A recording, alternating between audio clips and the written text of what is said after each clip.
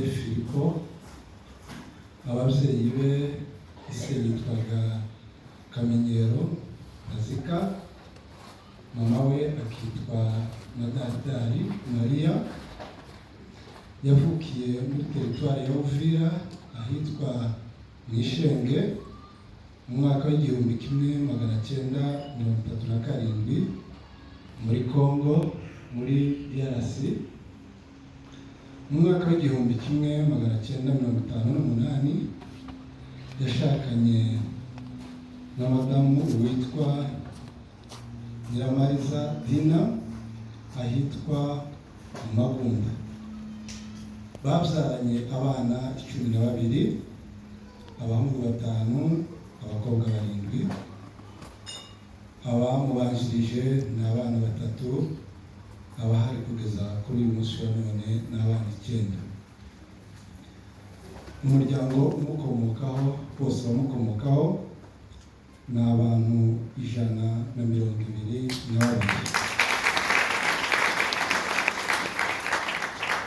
Abana be yabyaye ni 12, abuzukuru 50, abuzukuruza 58, ubuvivi ni abana 2.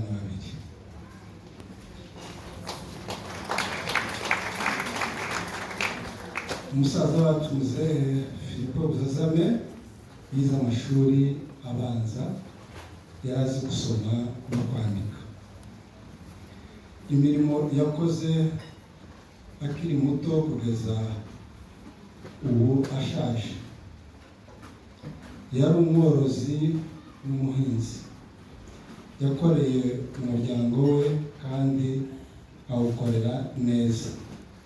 Yabashije kurera abana b'imfubyi, yarasigiwe n'umuhungu we abana 3, arabarera ndetse aranabashingira asiga abubakiye.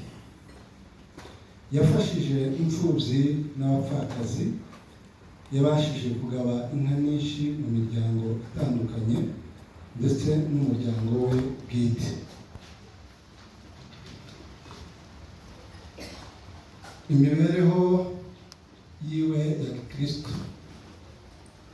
Muzehe Buzazame Filipo yabatijwe mu itorero rya Selpa ariryo Sereza ahitwa mu Kabanga muri teritwari ya Mwenga mu mwaka w'igihumbi kimwe magana cyenda mirongo itanu na kabiri. Icyo gihe yari cyitwa Communauté des Églises Libres d'Israël. Murumva ko yari kiri muri Zaire itarahinduka, yari ivuye muri Congo yihinduka Zaire, itangira guhinduka Congo muri iki gihe.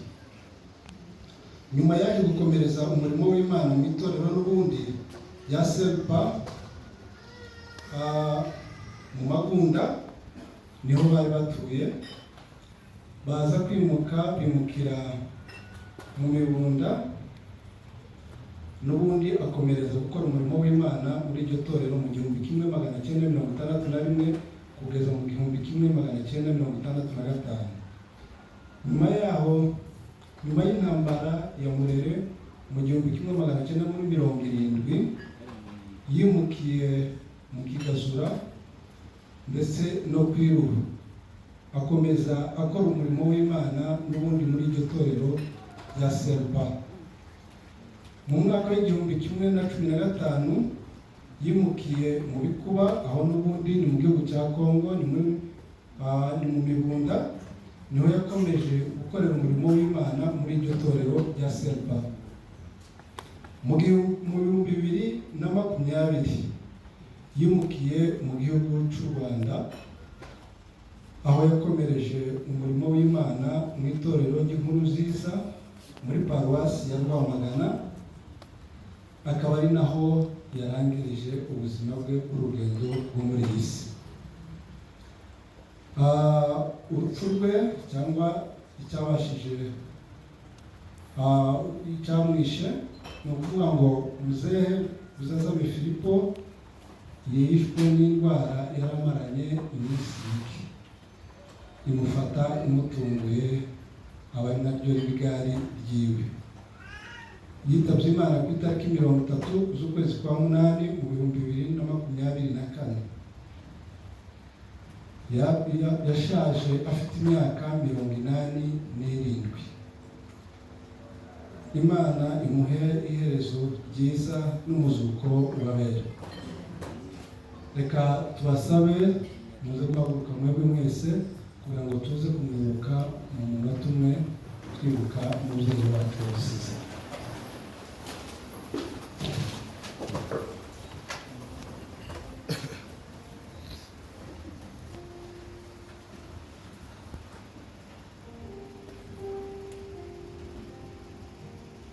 Murakoze mwakwicara.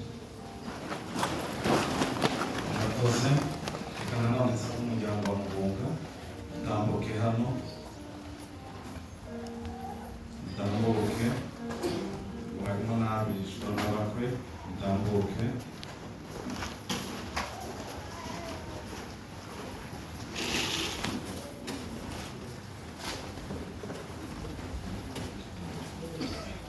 Hanyuma nanone tuze gusaba uwo tuza gusingiriza indangururamajwi aze gukoresha igihe neza kandi n'ituri mwese yongera yitugarurije ntange mutayisingiriza itarasubira mu maboko yacu.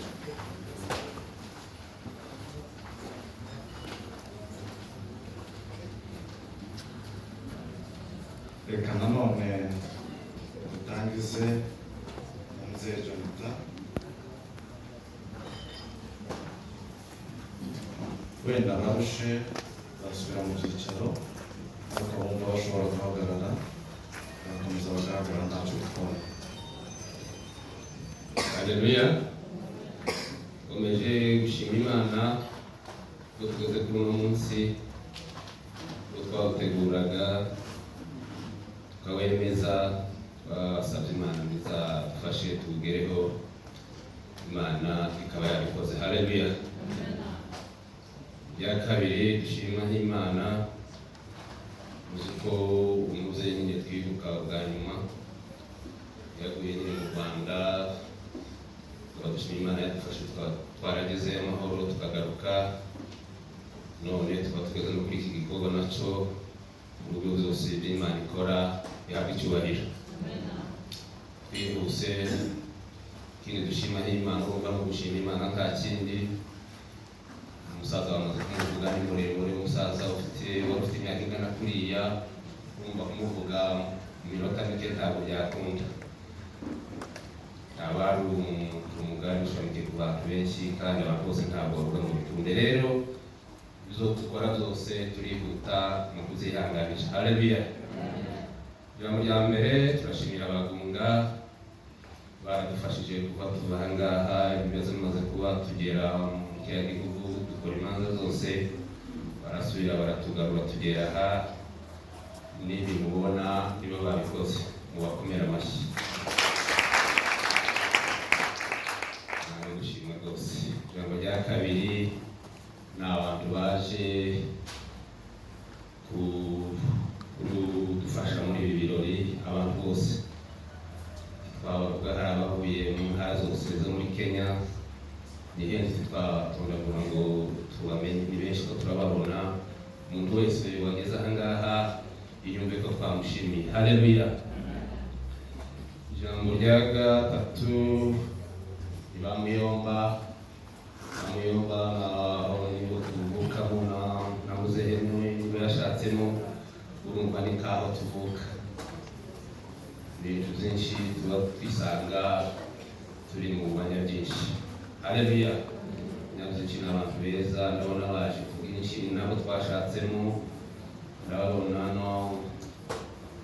n'abaramo bacu nabo ni abanyabyinshi twabona baje bava mu mpande zose, nabo turabakiriye hano ngo begere ngo twabiregereje. Rero hari abishwa, hari abatwara aribo Bamuyomba ba muzehe, abo nabo bahageze. Hari itorero nsengeramo ryo rya Veste ryakoze ibintu byinshi kuva twagenda n'ubu tuzokiya bakora. Itorero rya Ririzi niryo ryingiri twakoremo ibi birori, nabo tukaba tubashimiye. Ni abantu beza iyo dufite ikibazo turabiyambaza ntabwo baza batugora. Ijambo rindi ni umuhana dutuyemo ni abantu beza ibintu umuhanga ubona bafitemo uruhare nabo tukaba tubashimiye ibyo bakoze. Inshuti zose zageze hano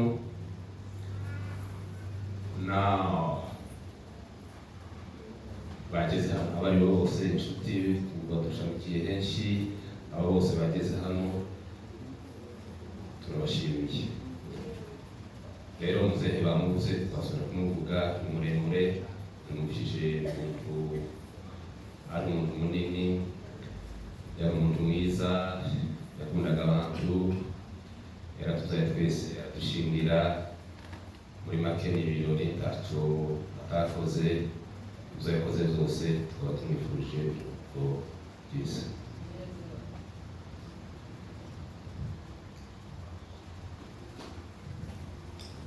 Haleluya.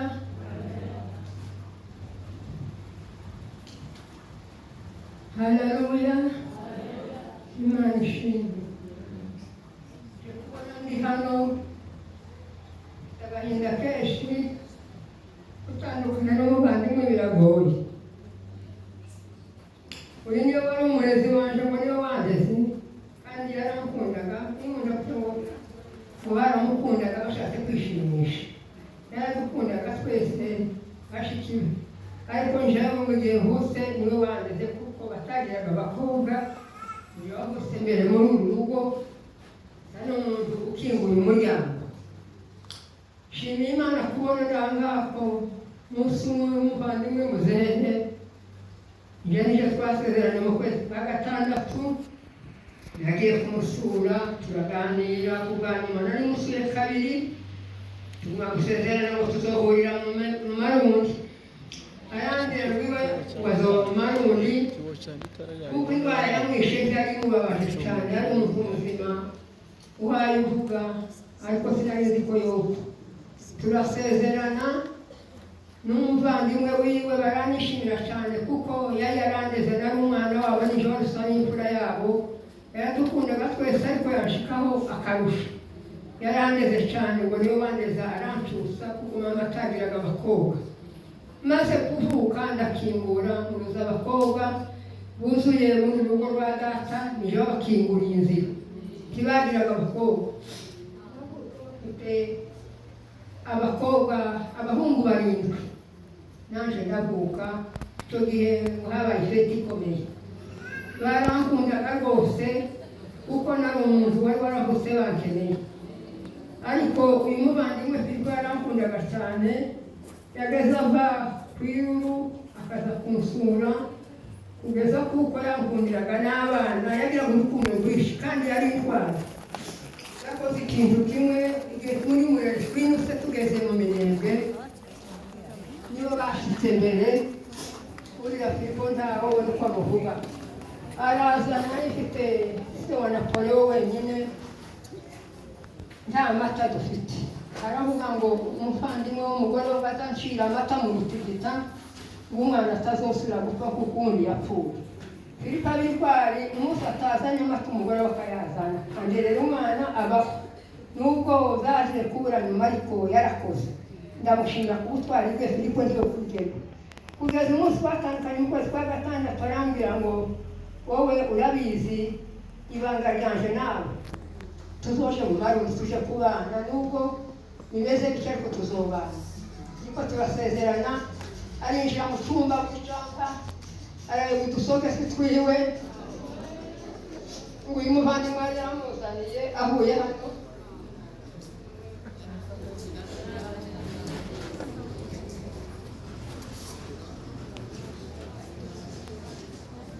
Ndamubwira ngo mu Rwanda ntabaza bambara amasogesi. Aravuga tuyijane uzoza uyarara, nubwo nayo abana bambodari.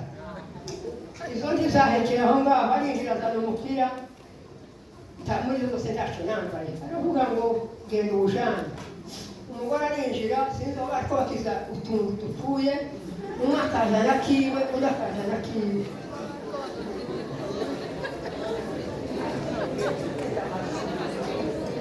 Filipo yari umuntu mwiza kandi yari yitwara.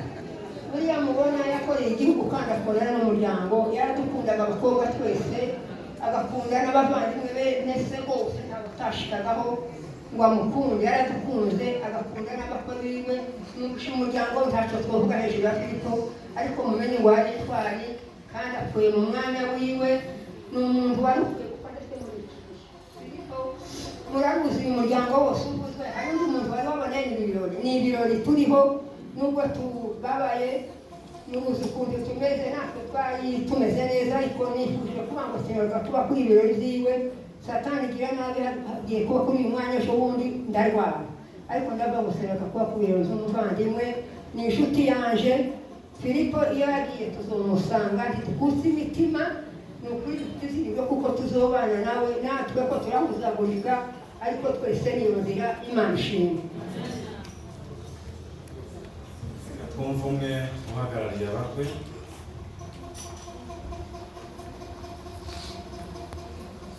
Anasifiwe.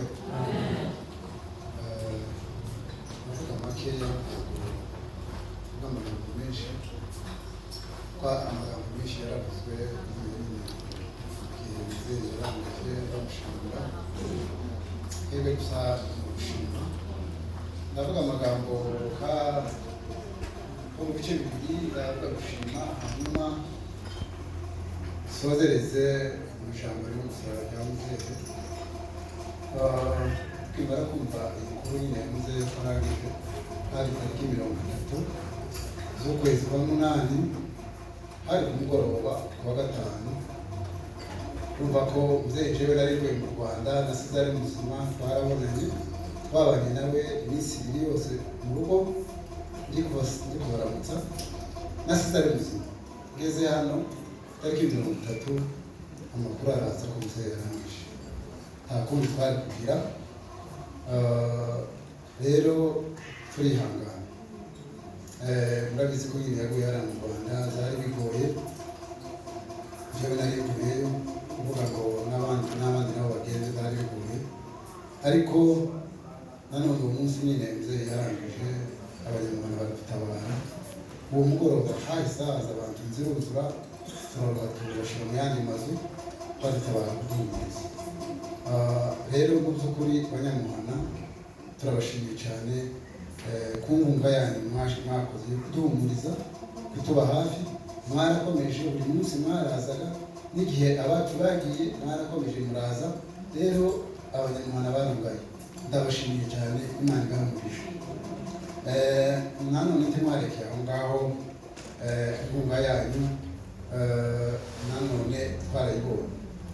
Ejo niho narebye ku rubuga, ndatangara, ndagira ngo abantu benshi hano, abantu benshi kuko baratangara ibitabo abanyamuhana bakoze. Mu by'ukuri turabashimiye inkunga yanyu mwatugaragarije, ariko birerekana ko muri inshuti zacu kandi natwe turi inshuti zanyu, sibyo abanyamuhana? Ndatekereza ko turi inshuti zanyu mwese kandi namwe muri inshuti zacu ngirego.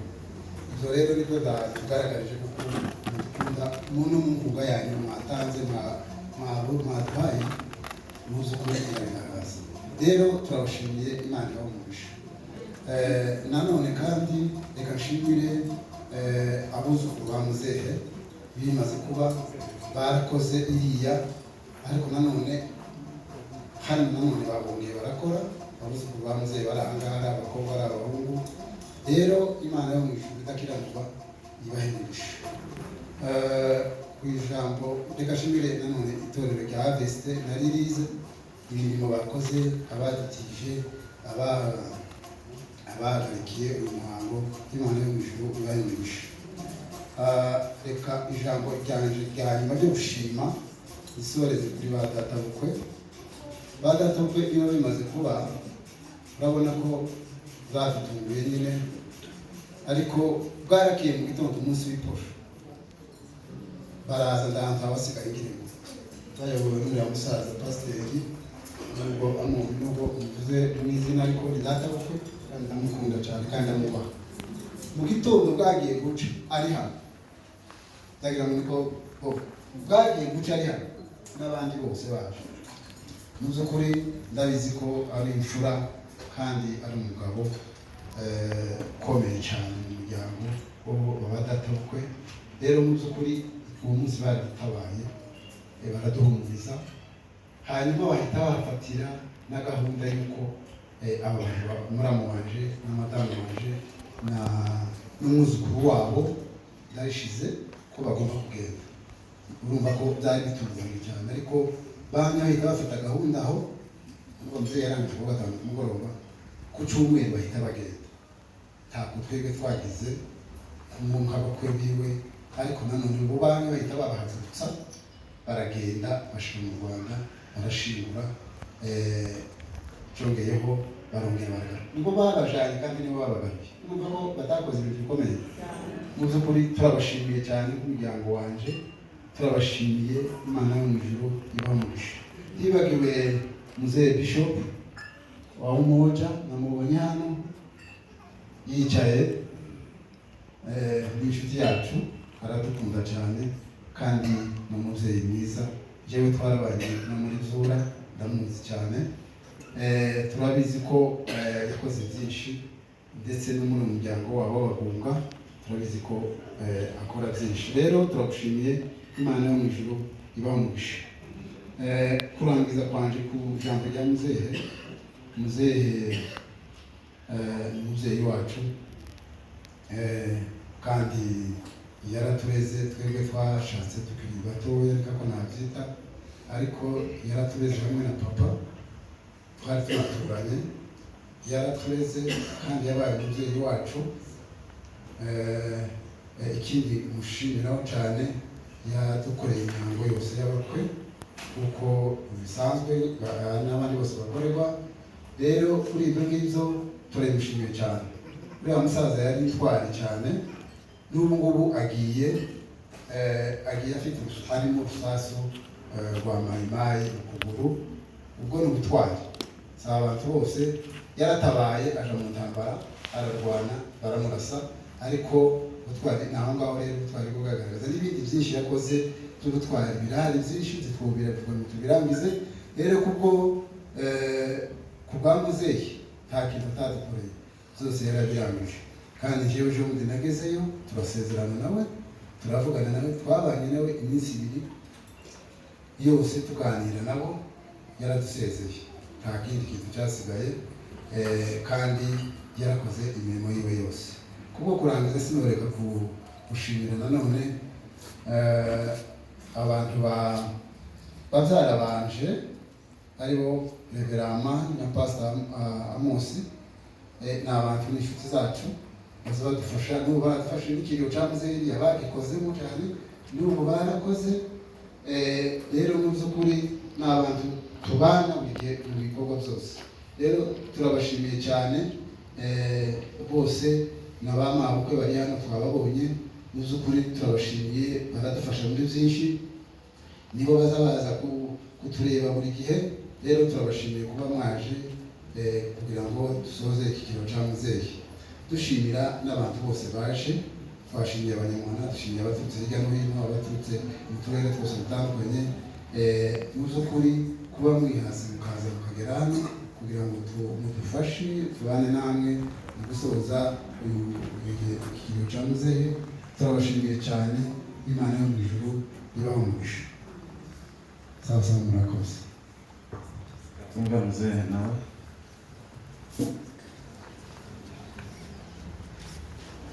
Ashimwe. Bano gushimira Imana cyane kuko tubonye uyu mwanya mwiza wo kuba mu birori bya muzehe Filipo. Imana yo mu ijuru ihabwe icyubahiro. Twadushimira umuryango w'Abahunga kandi bitabye ari benshi.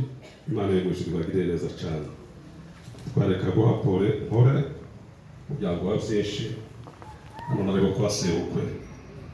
Hariho n'umuryango wa Twari ko bahirabumbe, nanone twaga kubashimira kuko nanone Imana yo mu ijuru yagize neza. Twadushimira kuri uyu muhango wakozwe. Uyu muhango wakozwe nanone Imana yo mu ijuru ihabwe icyubahiro. Kandi ku baturanyi ba Jonathan, ni musaza Filipo amaze kuvuga, ni mukuru wanje. Umuryango ariko yari mukuru, yari akwiriye kutubyara ariko ari mukuru wacu. Ba Yonatani n'abahungu bacu, ariko Imana yo mu ijuru ishimwe kuko muzehe yabayeho neza kandi Imana yarazi kubana neza mu buryo bukomeye. Tubanza gushimira Yonatani turiya rugendo mwakoze, bamaze kutubwira ko muzehe yarangije none baragiye bagera hariya, ibirori biba byiza, ibyavuzwe ni byinshi tubisubiramo, baramushingura none umubyeyi baragaruka. Tukaba dutanze pole ku bana bose, tukaba dutanze pole ku bakwe bamaze kuvuga aha ngaha. Nanone by'ukuri Imana yo mu ijuru yakoze neza cyane. Filipo yarazi kubana neza cyane mu buryo bukomeye, kandi akaba asize umuryango munini nk'uko mubyumvise.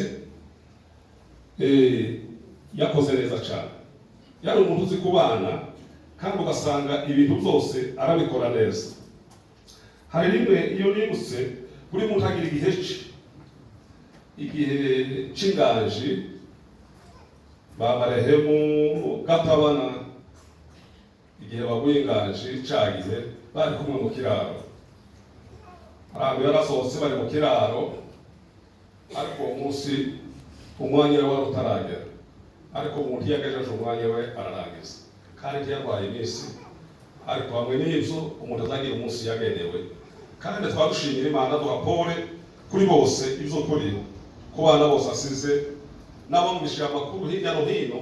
Hariho na mukecuru usigaye hariya Rwamagana arushimisha hariya. Imana yo mu ijuru bagire neza. Na mukecuru nawe ageze kure cyane, yaramaze gusaza. Rimwe nigeze kuva nakimisagara kumusura, yaragondanye cyane, nagiye gitarama kuja twatuvugana na Natane nja kumureba, ariko hamwe n'ibyo dore ndetse twaga tuvuga umukecuru n'uzabanza, ariko umuntu azagira umunsi none muzehe n'uwaje, ariko umuntu azagira umunsi we yagenewe. Hasigaye twadushimira abantu bose abavuye mu Moja, ba Pastor Bishop n'abapasiteri bavuye hariya mu Moja, mwagize neza cyane. Abaturutse hirya no hino, hariho ba Camane Ruhumuriza, abaturutse Kitegera n'abandi abagiye baturuka hirya no hino, twavuga ngo twarangize ibyo kuri twahuriye hano.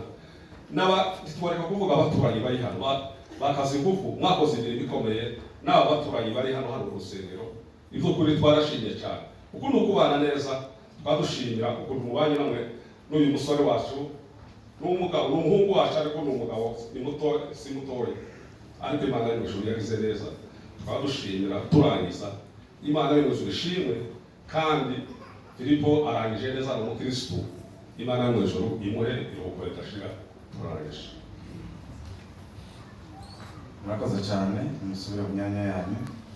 Twakire Masebukwe kugira ngo byinshi bitambuke muze kuduha umwanya.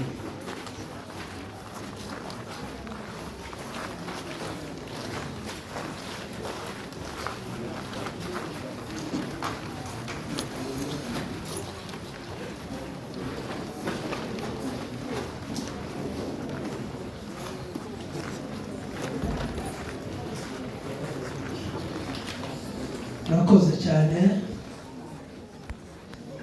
Umuryango wo kwa Byinshi wo kwa Sebukwe ndabona umaze kuhagera. Tubaje gushima Imana yuko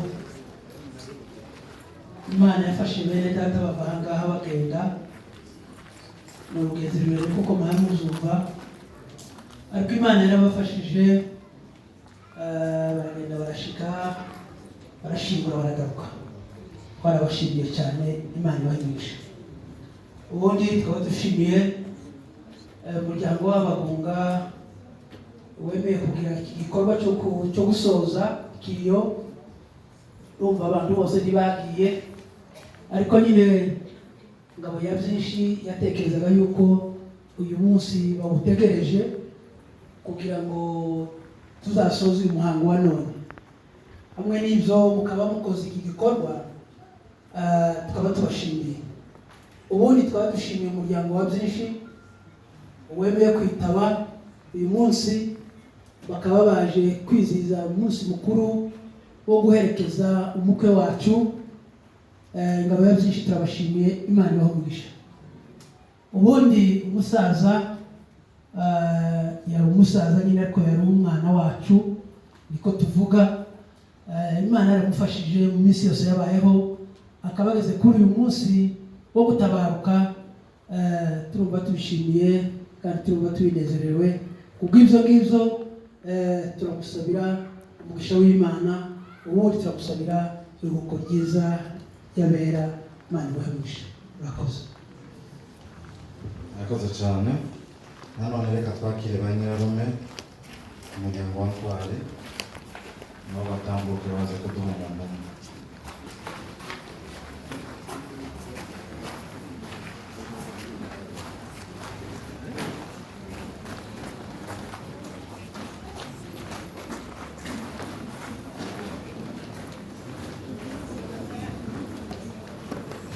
Komeze muze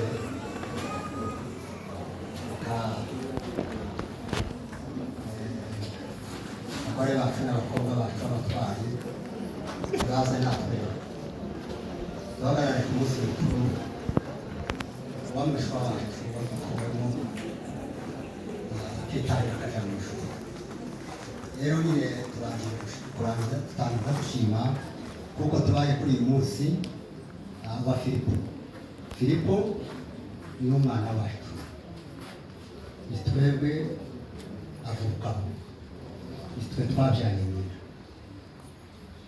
Kuba agejeje kuri uyu munsi natwe tukaba tubaye kuri uyu munsi we mukuru, kandi nyine Filipo twabanye mu karere kamwe, ariko nanone twakomezaga kuva amakuru yiwe y'ubutwari kuko yari umugabo utaza guhinda, utasubiraga nyina. Mu karere yari arimo nako twari turimo ntitwari kwegeranye, ariko twakomezaga kumwumva kuko yari afite yari avuka umukobwa wacu Mutwari w'umwacu bwa Ntwari. Natwe ubwacu turasaba twiyongera dusubirayo tubakura ubundi. Urumva rero twari dusabanye nawe cyane. Kuba agejeje kuri uyu munsi akaba yarangije umunsi we washitse, umutenyereza ku munsi we washitse. Turashima Imana kuko tubaye kuri uyu munsi. Ijambo rya kabiri, turabashimiye abahungu kuba mwaradutekereje mukatwibuka kuko muzi kuko uyu mugabo Filipo avuka iwacu, mukatumenyesha ukuri byaratunejeje cyane. Kandi dushimira aba bagabo turi kumwe hano, urabona kapi yewe namufata ko ari umwuzukuru kuko se ni mwishwa wacu. Aba rero ndabafata akabuzukuru bacu kuba baributse iyo sekuru ava, bakiruka ko avuka iyo nyirakuru avuka, bishe byanejeje cyane. Byo mwatekereje ubu ngubu bibandura mu gushaka kugenda basa nawe basiga kimicika zitaka. Umuntu yamara kugera iriya ntibuka iyo nyina yavuye na sekuru yavuye ngo hakaba habaye kuri, ariko mwagize neza.